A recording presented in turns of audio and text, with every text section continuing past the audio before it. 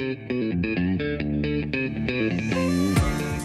Profit Constructors presents Construction Junction, the junction between accounting and construction.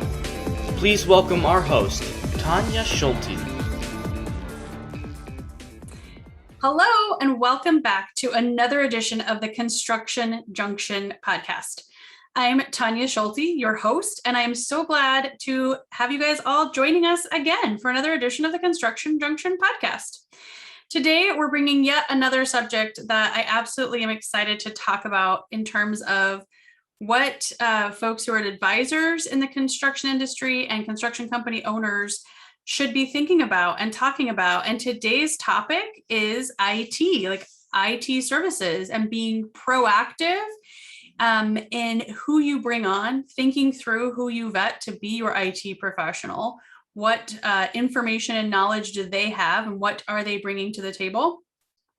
And also, how do we go about, understanding that what they're doing is actually helpful, right? Like sometimes it's hard to understand if professionals that we've hired are doing the job that we've hired them to do. So today we're going to be talking to Andrew Lassise with Rush Tech, and we're also going to be talking to Monique Swansen with Automated Accounting Services about IT services, how important they are, and how you as a construction company owner should be thinking about them in your business. And I will say too, because this podcast is for construction company advisors like myself as well, that I am always on the lookout for other professionals that serve the construction industry that I would be happy to refer my clients to. So if you fall into that construction company advisor category, you'll probably get some things out of this in terms of your own IT, but also it's a great thing to be thinking about, like, who are the other professionals that I'm bringing to the table for my clients? And is there a way that I can help them understand more about this? So I can't wait to get into the conversation. Let's just go ahead and dive in, and I'll be right back right after this, and we'll introduce our first guest. If you would like to share your company or product on the Construction Junction, email hello@theprofitconstructors.com to become a sponsor. Welcome to our podcast, Andrew. It's so great to have you here. We're talking with Andrew Lassise of Rush Tech. Did I say your last name correctly, Andrew? You did, even without like a before this, like prompting of, okay, it's like Lassise, like la stop, like you're right on top of things. Awesome. So I have an affinity for language. I love different languages. So I kind of can pick up on things like that, but every once in a while I get stumped. So I'm glad I got this one right. Nailed it. Awesome. Well, welcome. Thanks for joining us. Yeah, I'm so happy to be here. Thank you for having me. Yeah. So I would like to find out more about Rush Tech in general, your company. Tell us kind of, how was Rush Tech born? How did you decide that you wanted to create Rush Tech? So ever since, we'll go back in high school, I kind of had that entrepreneurial bug. I was in a band and we were playing a bunch of shows and stuff. And one thing led to another. And I was famous for like a day. And so we had sold a bunch of CDs and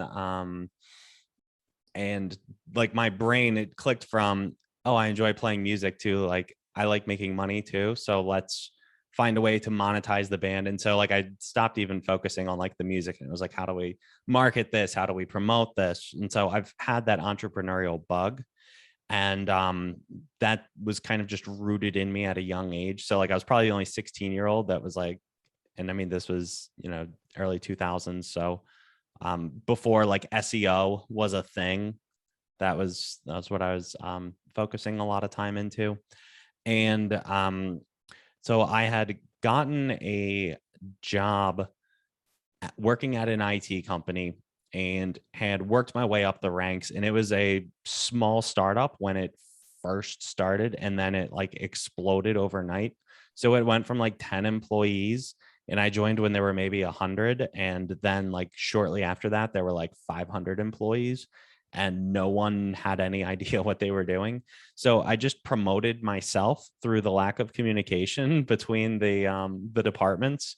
And so I just moved from like a low level technician. I just told my boss, yeah, the other boss said that now I work in escalations, because I just enjoyed what I was doing. So I just worked my way up the system, and a friend had reached out and he said, hey, we're starting up a tech company.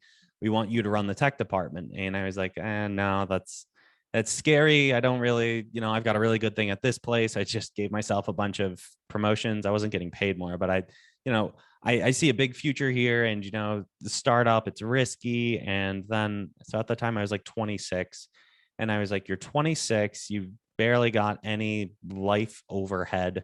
I didn't have wife and kids like I do now. I didn't have a mortgage. So it was like the worst thing that could happen. Say I jump into this and it fails, I could move back in with my parents if the worst thing happened. So let's do it. Let's roll the dice. And that company went out of business in 3 months. So I was stuck with the decision of where do we go from here? And what ended up happening, I mean, that company was pretty successful despite itself. Like, they managed to get 500 customers in a very, very short period of time. It was just run very, very poorly. So I made an agreement with the owner, and I said, those 500 customers, they all knew who Andrew was. Like, they called the company and Andrew picked up the phone. So I said, look, I'll work for you for free for the next 2 months. You keep collecting the residuals. And then just after 2 months, if the phone rings, I will just update their billing information to what is now Rush Tech Support. And so that was the start of it. And then I had a friend that was like, instead of sitting around waiting for people, you've got a list of 500 people, you could maybe reach out to them. And then it started growing and snowballing from there. And it's been a very, very crazy ride. Like, my goal, like starting out, I was like, maybe someday I could get like 300 clients, like all time. Like, that would be the like pinnacle of everything. And considering even like the one-offs were like over 25,000 now. So like, Yeah. I would have sold myself short if I had gotten what I asked for. I've been very, very fortunate in the last few years. It's always interesting, right? Like, you set these, wow, I don't know if I could ever achieve that kind of goal. And then when you bust through, and then you can do it again, and then you bust through, it's so cool to watch the growth and just think, what was I thinking back then? Right? Yeah. And I think if I knew what I know now, like just of how hard it would be and how much work and how much stress, like not knowing whether or not that would have been successful, I don't think I would have done it again, like putting myself in the position knowing what I was getting into. Like, I had an assumption that it was going to be way harder than it looked. So it didn't look that difficult, like watching the guy from the old company. And I was like, I see you do this. This is not a smart thing. This is not a smart business decision. Like, the 16-year-old me doing band stuff could tell you that. But Yeah. so I was like, I know it'll be harder than it looks. And it's a lot harder. much, much, much harder when everything rises and falls on you. But it's also very rewarding when you get the wins. Absolutely. And I think that's a great segue to kind of what we want to talk about for this podcast, because this is geared towards like accountant advisors who are advising in the construction space, but also construction company owners, right? And all of our clients, for the most part, are small enough businesses where we're still dealing directly with the owners. I think you are, a lot of times your clients are business owners. And a huge part of what we try to address in this particular podcast is, what is it that you as a business owner don't know, and you never know what you don't know, that could come back around and be a huge problem, right? So like, maybe from the contractor's point of view, but just even from an overall business owner's point of view, what do you think is like the number one reason that people should be aware of and have some IT protection? And obviously I'm crazy biased because that's literally my profession, right? It's like asking. That's why you're here. That's why right. Right. But I mean, it's, if you look at, if you're driving a car and you go around saying to everyone, I don't have insurance, it's like, and then you don't get into an accident for years, right? And you're the person that's saying, I don't waste my money on insurance. I never needed it. I've never been in an accident. And we see that a lot of times on the IT side, where not everybody is in a proactive mindset. Usually people will come to us where something terrible happened and they didn't have the proper things in place ahead of time. And usually when they come to us, it's either a perfect situation or a nightmare situation. It's either we want to make sure we're protected, so give us what we need so that, God forbid, anything happens, we've got an undo button, we've got a second parachute, we've got the metaphorical insurance just in case, because nobody wakes up and is like, today I'm going to really mess up my company. I'm going to get everything encrypted on purpose and lose years and years of business. Yeah. So nobody's ever intentionally doing that. And the people that are good enough to be dangerous don't realize that they are good enough to be dangerous. They falsely believe that they are good enough because the dangerous thing hasn't happened yet.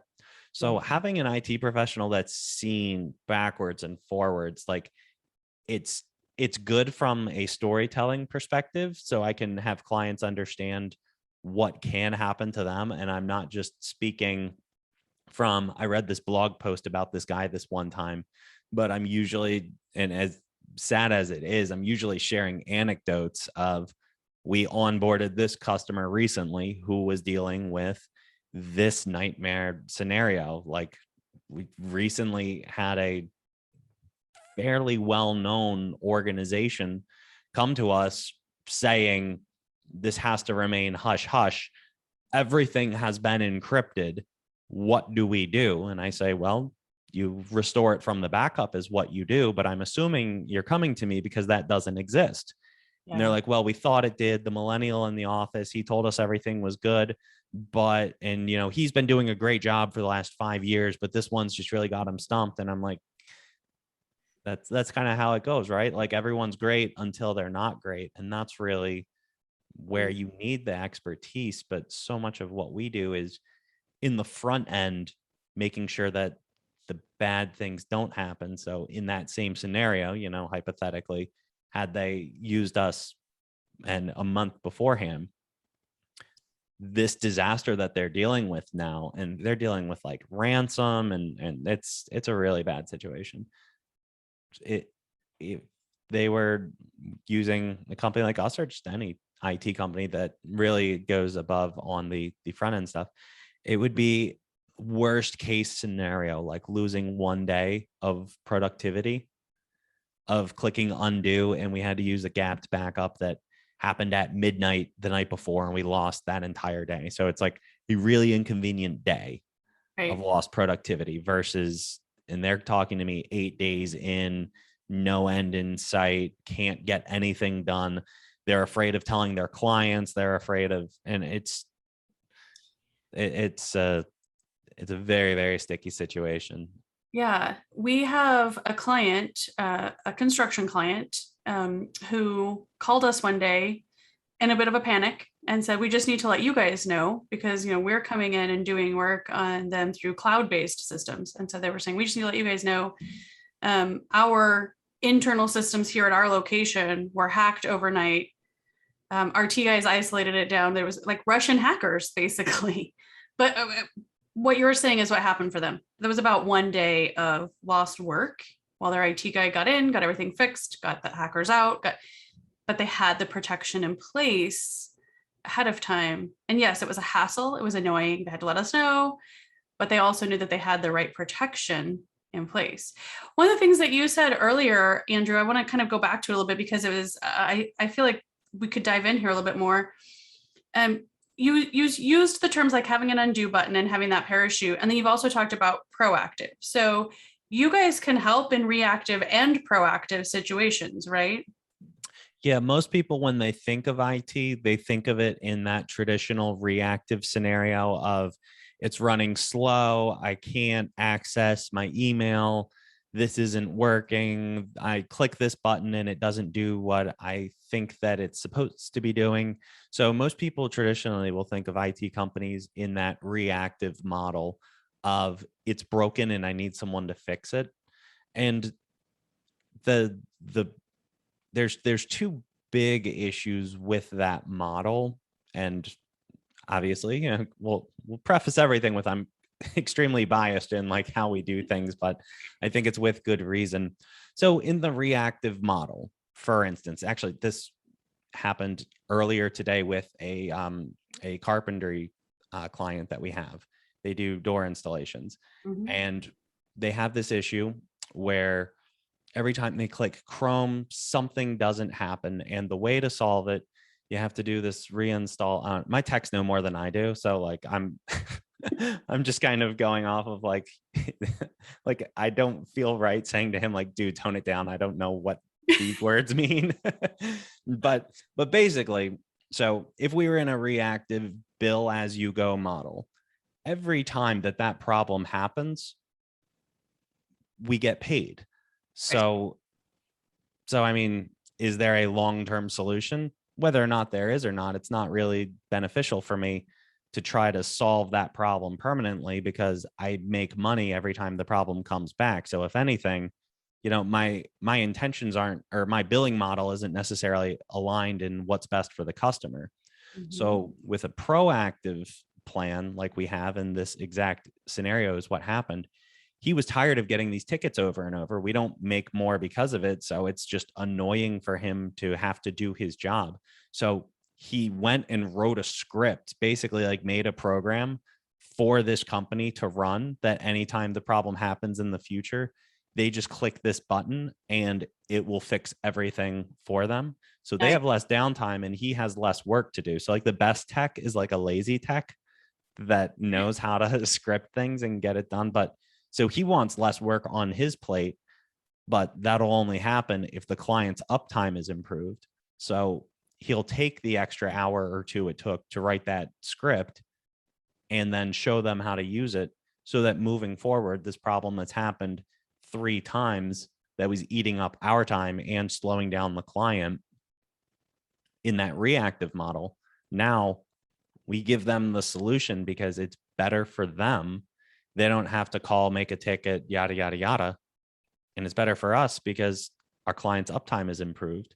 So when you're billing on like a basically like retainer basis, it's in our best interest to always have the client's uptime be as much as possible, because it's a headache for us. Well, headache's not the right word, but it's more work for us to have to do the reactive work than it is if we put the proactive measures in place and stop the problems from happening in the first place.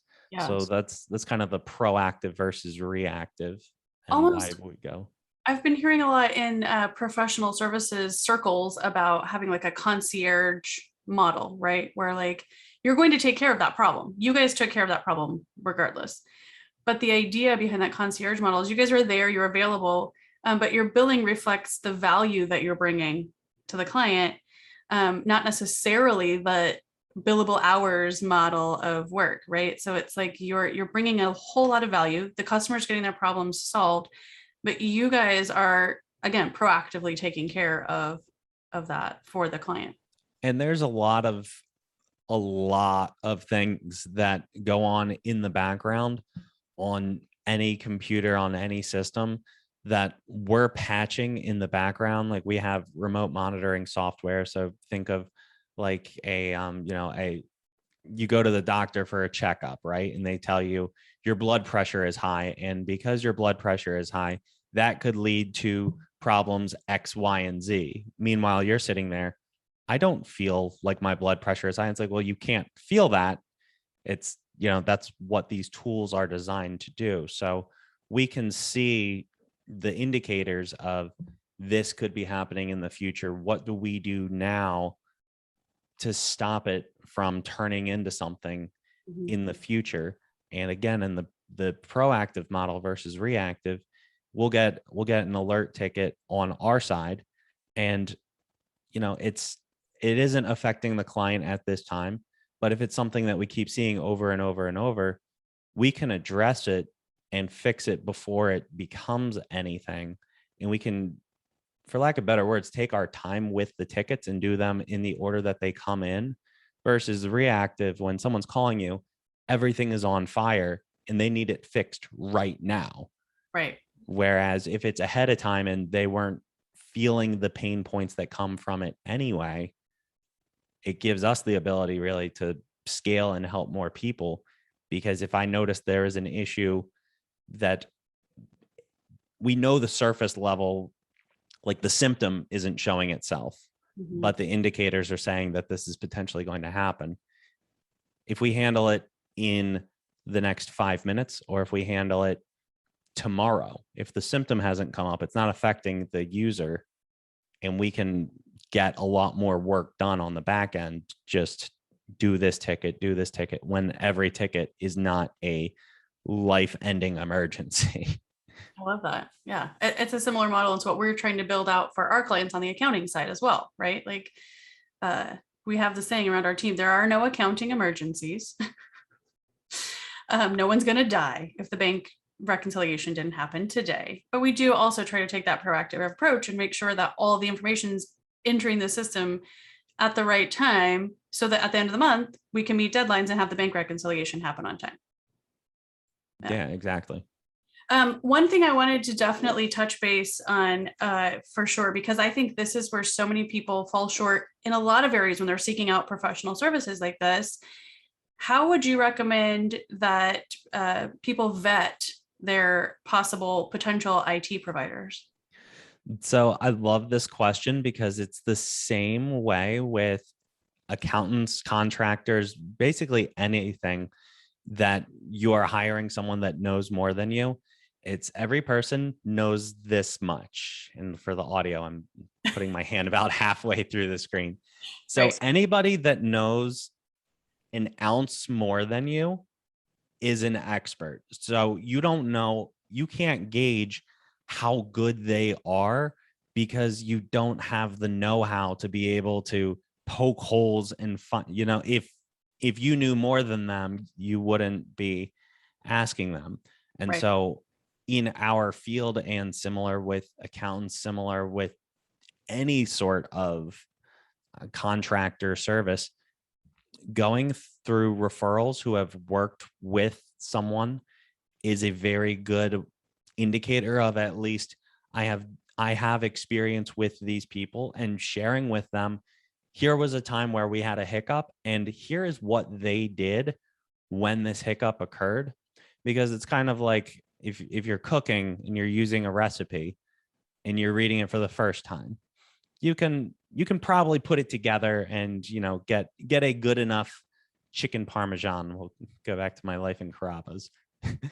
But the guy that's worked there for 10 years making 8,000 chicken parmesans, he's following the same recipe, but he knows the little details. He's going to make it better every single time because there's experience. But you can't really find that out until, for lack of better words, it's too late. You will find out if they were doing a good job when you get ransomware, and whether or not you're able to survive the next day, or if you have to negotiate with hackers. Like, Yeah. that's kind of where it comes down to. So vetting in IT and just in general, speaking to multiple people that have worked with them, and not only just here's my list of references, because it's like, are you going to put the bad references on there? Because like everybody has times where things don't go 100% according to plan, but is there remediation?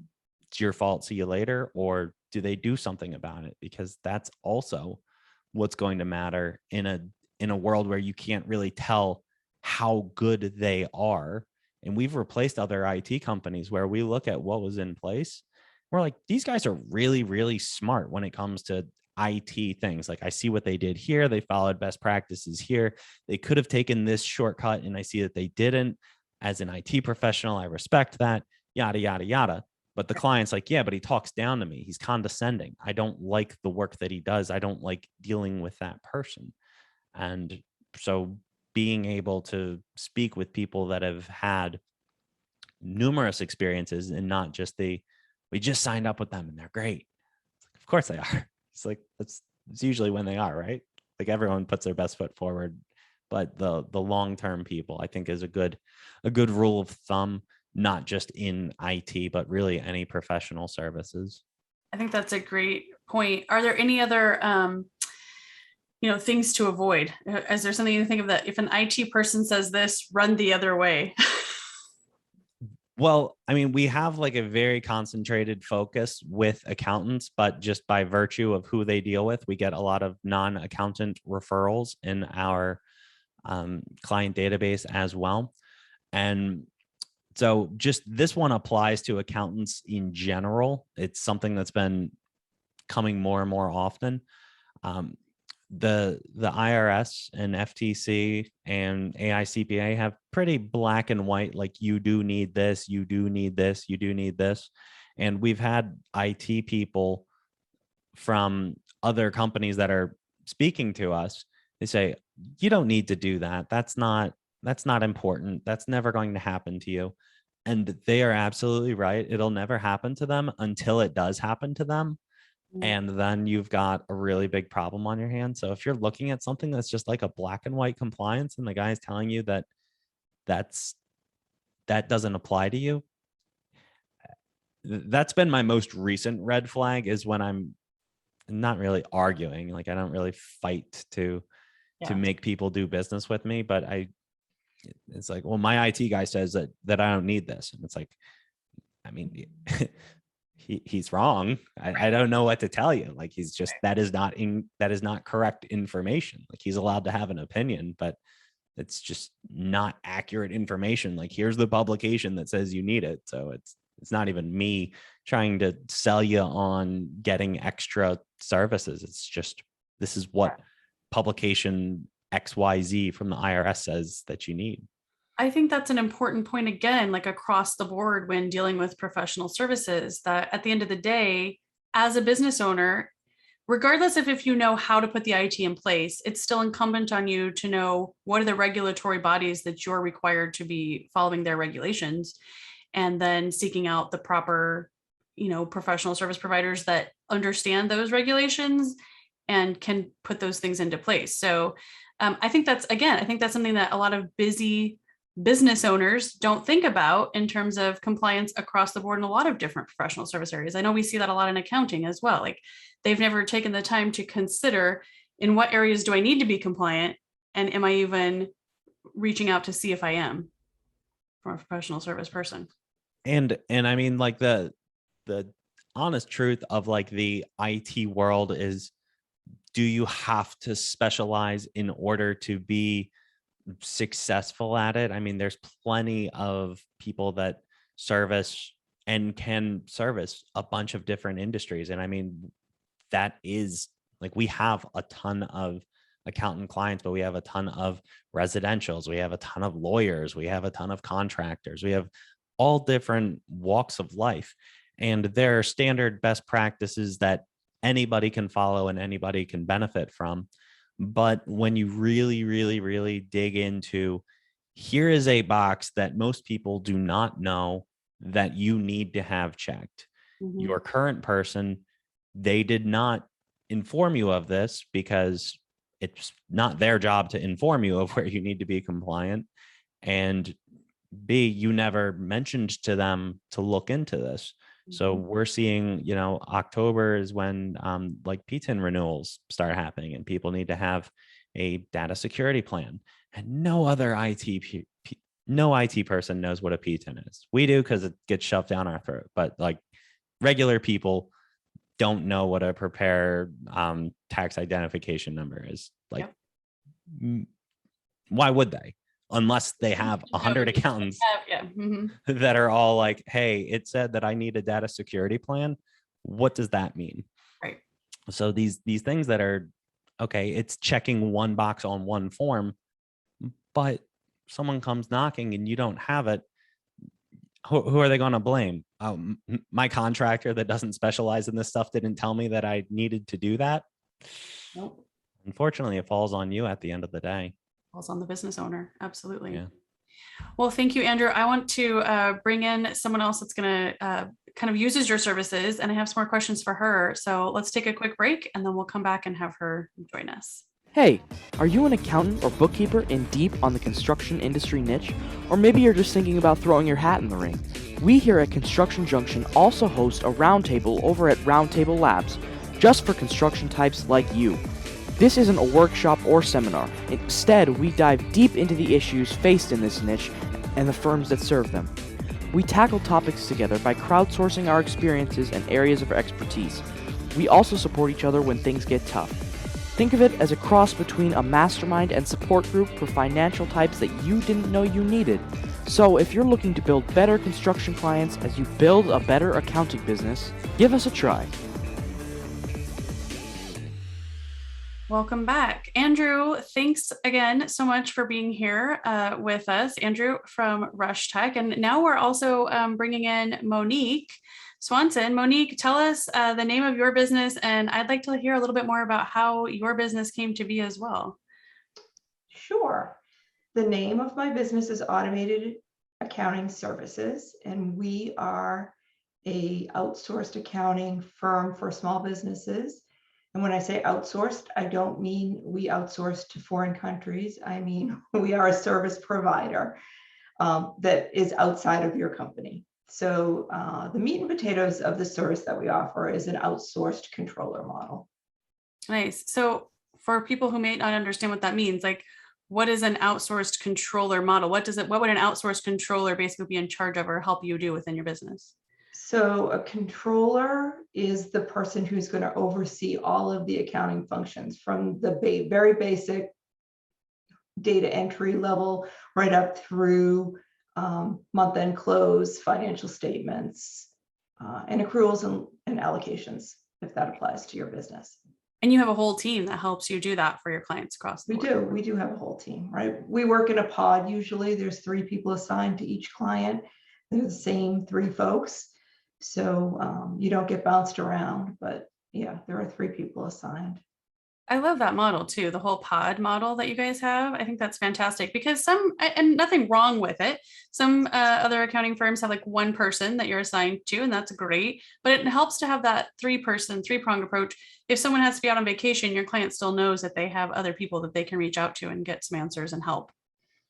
That's true. That's true. So the lead bookkeeper is, I would say, the day-to-day contact.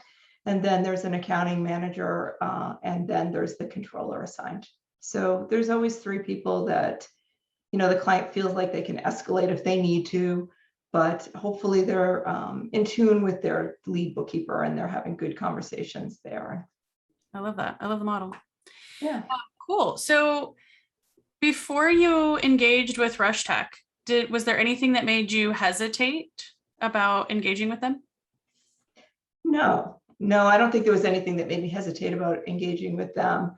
It was a step to add a service provider for IT. It was something probably that had been on my list for a while.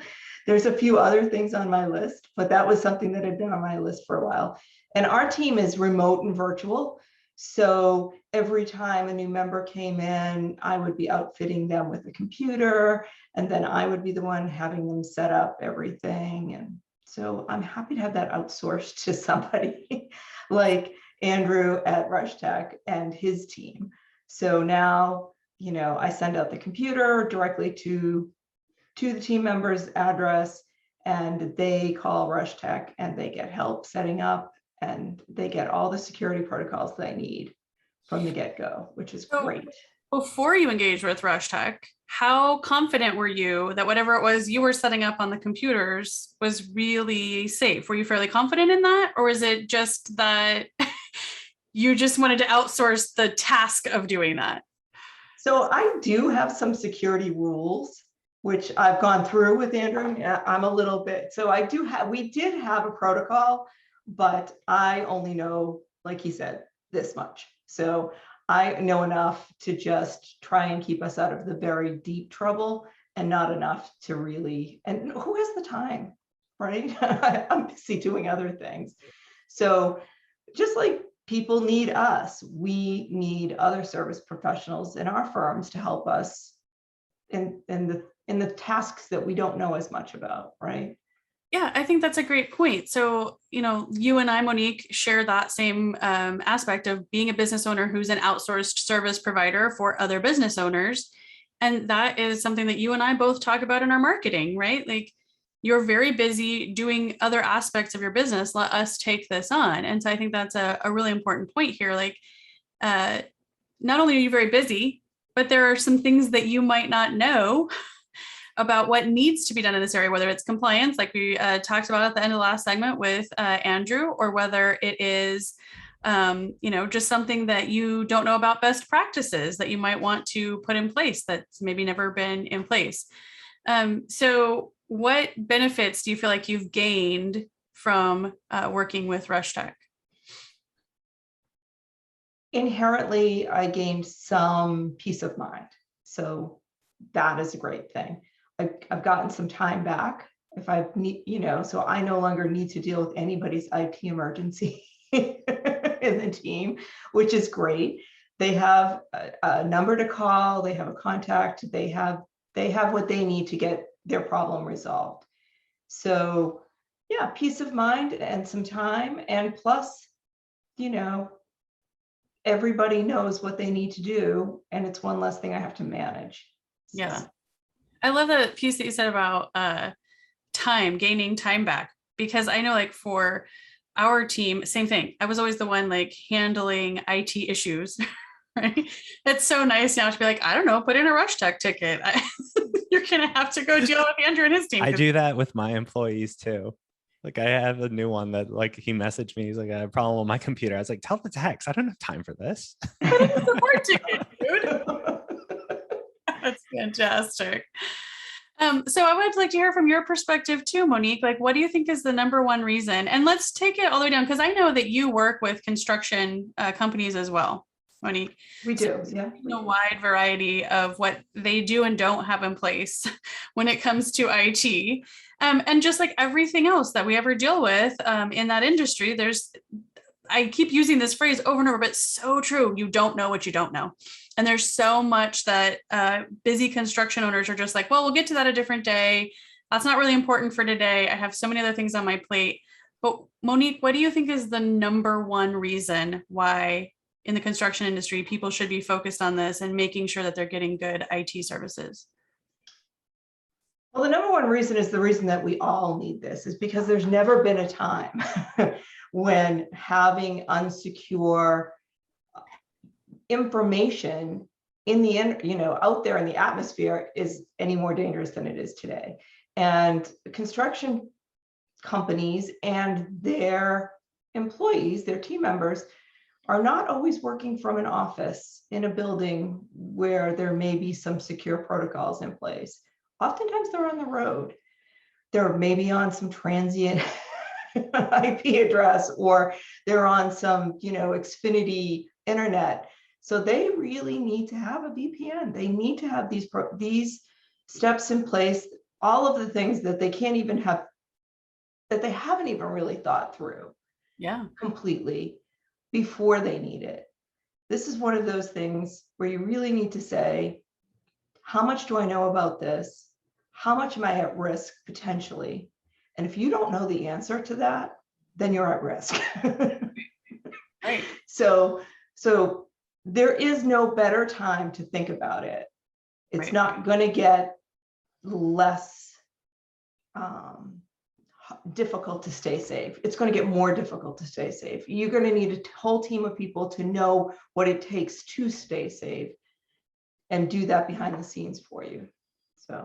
What a fantastic point and good talking point. Andrew, I'd like to hear your feedback on something that Monique just said, which is you really need a whole team of people, right?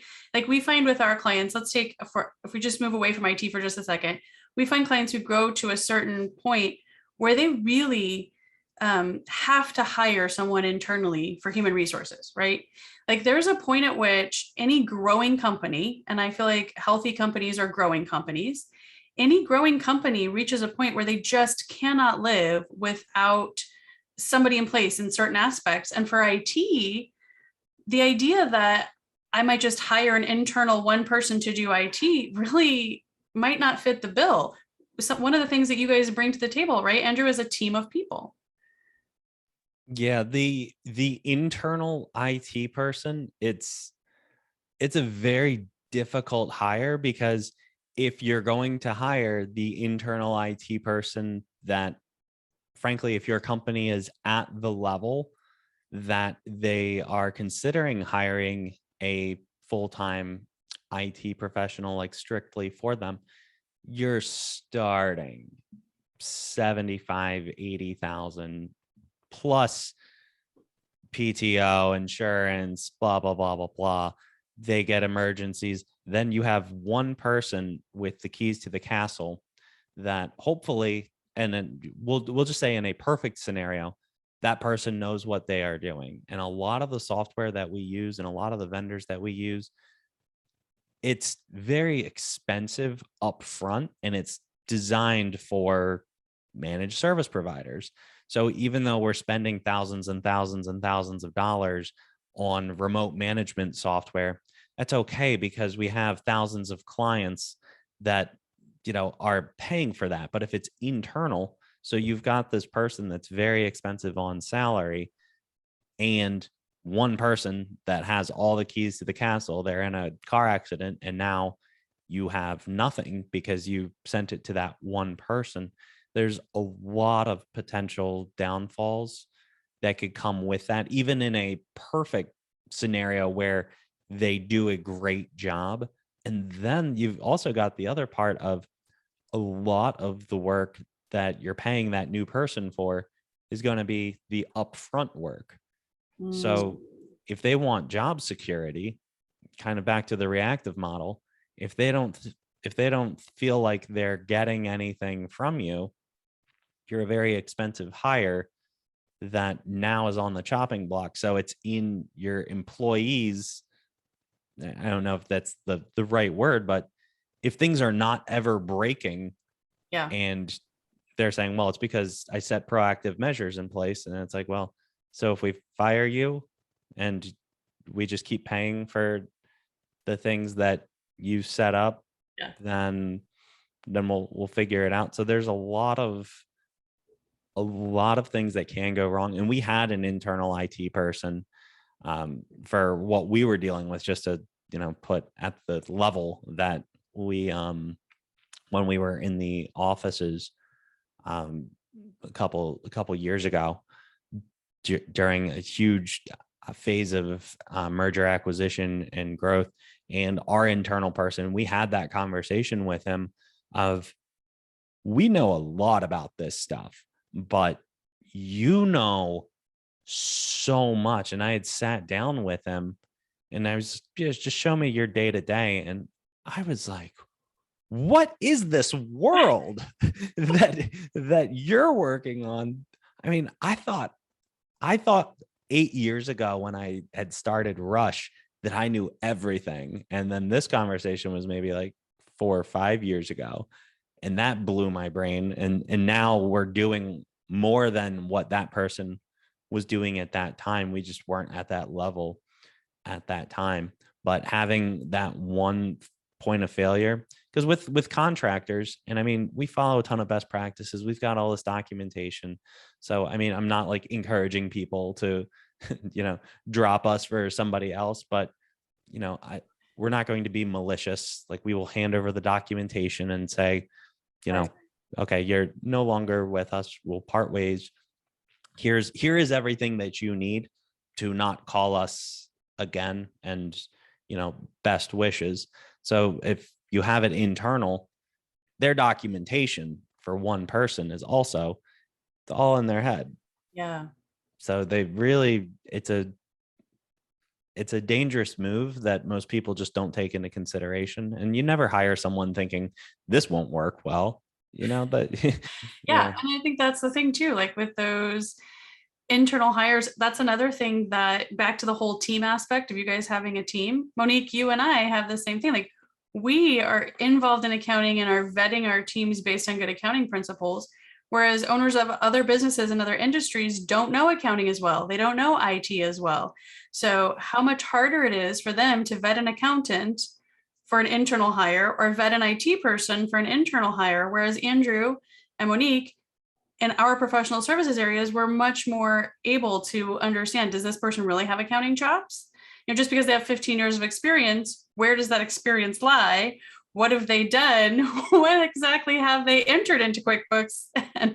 And do they know what the word reconciliation means? I would like to hear from both of you. Monique, let's start with you.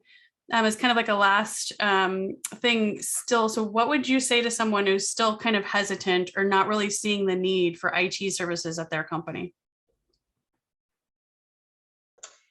I would use the same sort of knowledge that I use for selling my own services. And to the point of like an internal hire, you don't know if that internal hire is going to be a continual learner. You don't know if they're going to continue to, move forward. Are they going to become stagnant? Is their knowledge going to become obsolete? You need to have somebody who's handling those really important parts of your business in the highest level of continual learning, so that as technology changes, which happens every second of every day, and other things, parameters around your business change, that they're growing and moving with you.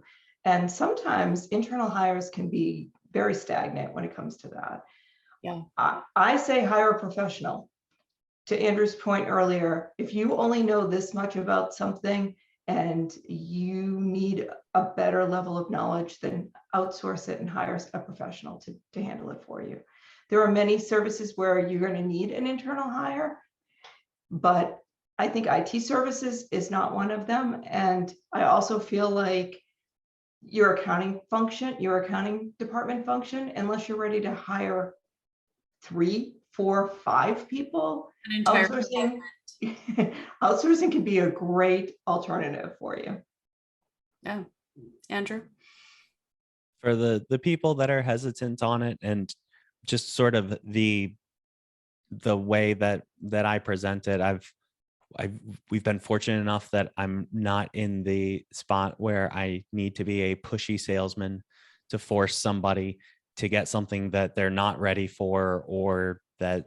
Can I just say, hopefully you're never in that spot? Like, yeah, but it's like sell themselves, right? The like first couple months though, where it's like, why did I take this on to not make any money? And then someone's like, I'll think about it. And it's like, no, you're not allowed to think about it. You need to do it now.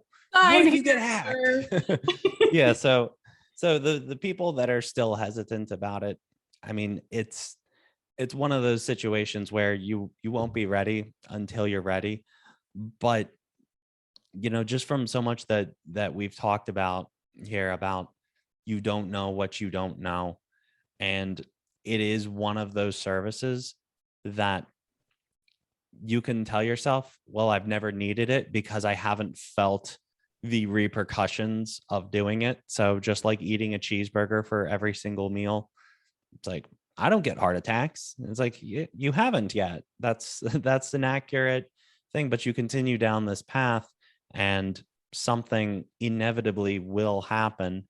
And if you don't have the right things in place before it happens, all that money you saved by not being proactive, I can tell you firsthand experience from a lot of the people that we work with. And it's not even in you're punished for not being proactive, but so much work goes into something catastrophic has happened. And now we have to punch 30, 40-hour projects to get you back to where if you were a client 1 month ago, we would click undo and you wouldn't even be talking to us. So all the money saved is negated anyway, plus the headache of dealing with it. I'm sure that feels punitive to the folks that have had to live through that. So I know, like you said, right, we're trying to punish them, but I'm sure at that point that's they're feeling their own punishment at that point and understand. Right. Well, it's a tough situation to be in too, where it's like, hey, you lost everything. We can spend tons of billable hours, hopefully in a low percentage world, because you didn't do the things that should have been done up front.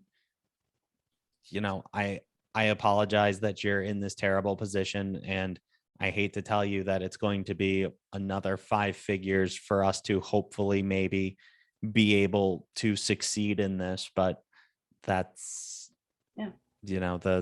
the unfortunate reality of being in the disaster recovery realm versus the proactive. We actually, I know I keep like sharing these things, but we had a client before we just basically put together like our package of, in order to do business with us, we require this minimum level of protection because of this one client actually. And she had told us that she didn't want backup. It seemed like a waste of money. And on the monitoring software, it told us that her hard drive, we'll skip the techie details, but she had one hard drive that copied onto another in case it crashed, and the one crashed. So everything on her end, it looks fine. But on the tech end, it's like you had two hard drives that were bought at the exact same time, and one of them just died. Good thing we had it mirrored on the other one, but you need to replace that and get a backup because the other one's going to fail. And she said, no, everything's working fine. And then 24 hours later, I get this phone call. It's not working. It's clicking. It's making all these noises, blah, blah, blah, blah, blah. And it's like, I apologize that I didn't scare you enough into purchasing what you actually needed. And she had to send it to data. It would have cost $300 with us. And she had to send it to data recovery. And it was like $8,000. And then she's furious at us. And I mean, I get it on her side. It's like, you should have stopped this from happening, but I can't stop like a mechanical thing from no longer working. I can just have the backup in place for when it does happen. So we've kind of shifted from the, letting someone that maybe doesn't know these things to pick and choose which type of protection is the right type of, because she never needed backup before. So, I mean, it's a fair, why would I pay for this? I've never needed it. But I think that's a great story. And we've learned similar things on our side with our team. Like, we have a client that came to us and we told them how to implement a certain piece of technology that we often implement, which happens to be NoAFI. I'll give them a little plug. And we told them how to do it and bring historical data in. And they argued with us until we were blue in the face. And they kept telling us that they wanted to do it a certain way. And so we took it and run with it. They tried for about 9 months to make it happen the way they wanted. It didn't happen. We tried to step in and help them fix, like right the ship. It was a nightmare. And I told this particular client not that long ago, we've learned a valuable lesson by not just putting our foot down and saying, we won't be involved if you choose not to take our advice, because we knew how to implement that piece of technology. We shouldn't have even stepped back into the project because we knew that it was going to not go the way that you wanted it to go. And so I think, that there comes a point, and we have to learn those lessons too as business owners, right? Like, when do I put my foot down and say, I'm sorry, I really know the best way to do this. And if you're not willing to go down that route, we're probably not a great fit, your firm and ours. And I think that's one of the things that just, as you've been in business longer and you see the headaches that you've gone through in the trying to be everything to everybody. And, it's great when it's great, but when it's bad, like the backfires of it going bad, there have been so many projects that I've been doing up front. I'm happy that I got the deal. And then, like, while I'm doing the job, I'm saying to myself, what was I thinking even trying to get this job? Like, great, it's a learning experience that I get paid to learn on, but this is so incredibly just frustrating, difficult, takes a ton more time than it should. And it's like, maybe just sometimes someone says, hey, you do IT, can you do this? And the answer is yes, I can, but that's really not where we focus on. Yeah. And even, with the specialization we do with accountants, basically all we do, because their compliance regulations are so high, we just blanket everything we do with accountants for everybody else. So even though, the carpentry company is not bound by the IRS or needs best practices from the AICPA, we just blanket them with the same protection that we give all of our accountants.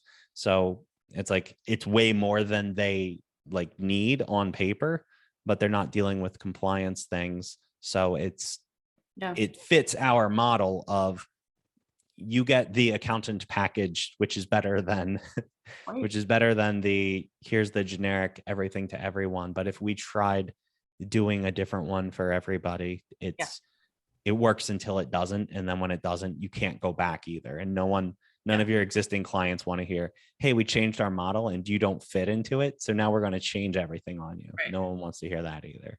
I see right behind Monique on the little shelf back there behind you, Monique, the book Traction. And it's bringing to mind something, because our team's doing that right now. We're going through that book, and it's bringing to mind, like, what exactly is our core service? What are we offering? Like, really dialing that in as a business is so important.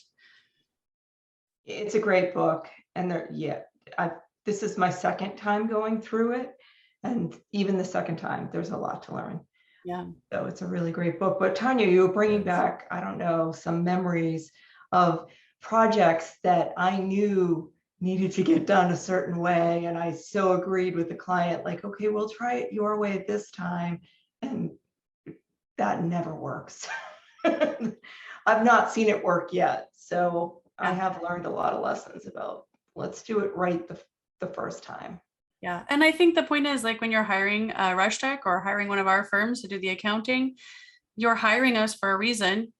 If you come out and you recognize that we're the experts in our field, then, recognize that we're the experts in our field, and here's our feedback. And again, if you don't have that recognition of us as experts in what we do, that's great. Find someone else that you do believe has more expertise than us. It's probably just not a good fit. Right. But back to your question about hesitancy, I was just thinking about this a little bit more. Ask about what you don't know. So you don't know what you don't know, right? But if you're thinking about looking for help with a service, ask, what don't I know? Yeah. And start the conversation there, because if it leaves you with things to think about that you're mulling over, then that's probably a good space to be in, so you can make a really informed decision. I love that suggestion, Monique. I'm so glad that that's kind of where we're going to wrap this up and end it, because I think that's a really great way to be in life. I just had a conversation with some people. I was at a meeting right before coming back here to film this. And someone said to me, "Oh, you have a business coach?" And I said, "Well, of course, I try to surround myself with people who are smarter than me, because I don't know how to do this all on my own." And I think that's a really important point. Like, when you're reaching out and asking for help managing your business, ask those people who know more than you, what is it that I should be learning? What do I not know?